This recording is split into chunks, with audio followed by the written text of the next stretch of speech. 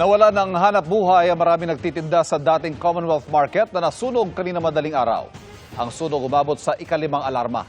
Nakatutok si Bea Pinlac.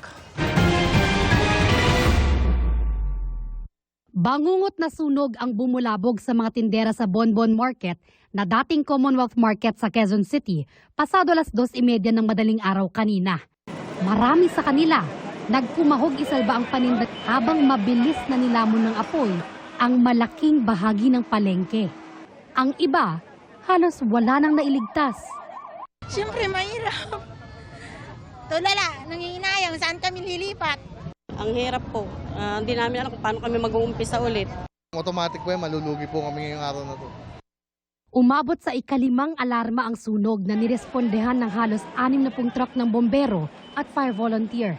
Ayon sa Bureau of Fire Protection, nagsimula ang sunog sa imbakan ng frozen meat at kumalat hanggang second floor ng palengke.